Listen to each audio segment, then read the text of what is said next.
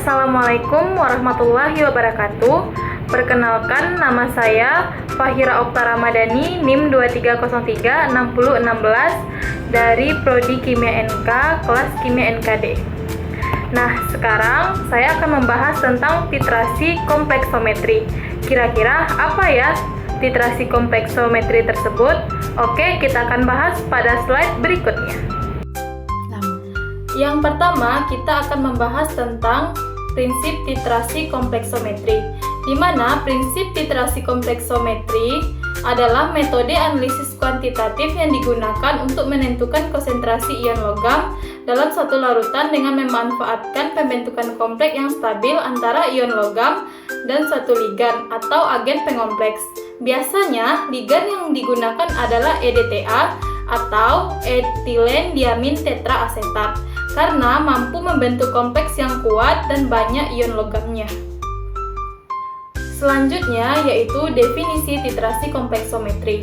Titrasi kompleksometri adalah metode analisis kimia yang digunakan untuk menentukan konsentrasi ion logam dalam larutan melalui pembentukan kompleks yang stabil antara ion logam tersebut dan ligan kompleks tertentu. Pada titrasi kompleksometri, EDTA sering digunakan sebagai titran karena kemampuannya membentuk kompleks stabil dengan hampir semua logam. Reaksi ini bersifat stokiometris, sehingga jumlah EDTA yang digunakan setara dengan jumlah ion logam dalam larutan. Nah, selanjutnya yaitu rumus struktur EDTA. Dapat kita lihat pada slide di samping, dan teman-teman juga dapat melihat pada slide tersebut. Struktur ini menunjukkan bahwa EDTA memiliki dua atom nitrogen yang masing-masing terhubung ke dua gugus karboksilat melalui rantai etilena. Dalam bentuk ionik, gugus COOH berubah menjadi COO-. Nah, selanjutnya kita akan bahas ciri-ciri metode titrasi kompleksometri. Yang pertama, selama titrasi berlangsung, terjadi reaksi pembentukan kompleks atau pengompleks. Yang kedua, dilakukan pada suasana pH tertentu sesuai dengan sampel logamnya. Contohnya, pada suasana asam, yaitu penentuan kalsium atau Ca2+, dan magnesium atau Mg2+.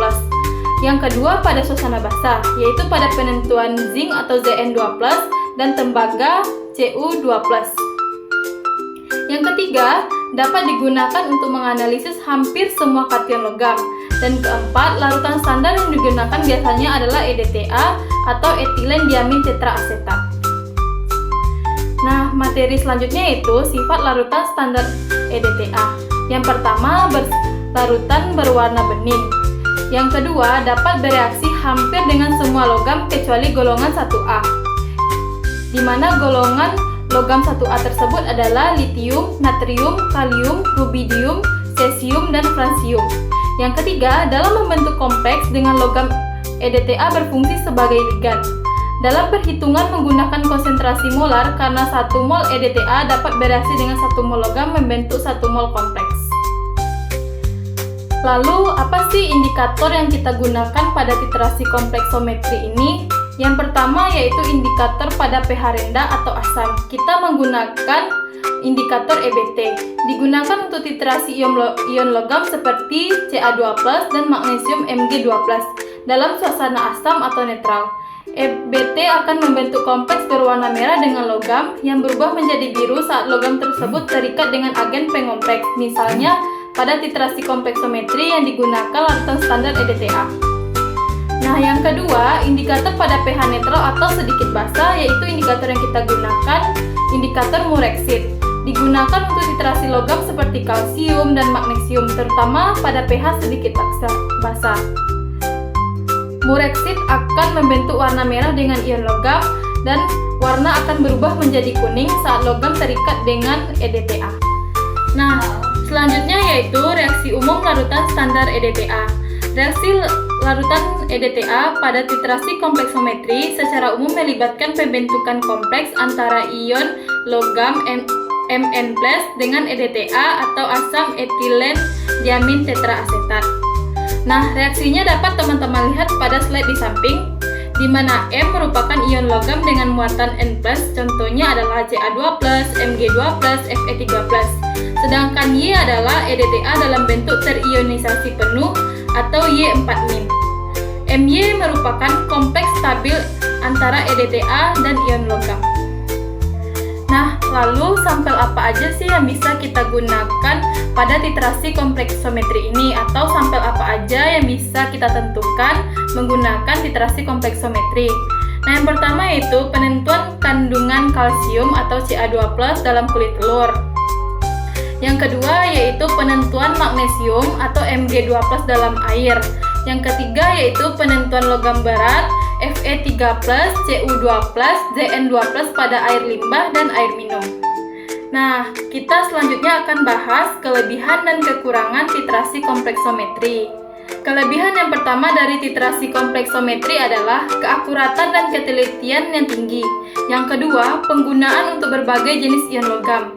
3. Metode ini sangat selektif terhadap ion logam tertentu karena EDTA membentuk kompleks yang stabil dengan berbagai ion logam. Yang keempat yaitu metode yang ekonomis. Nah, selanjutnya kekurangannya. Yang pertama, keterbatasan pH.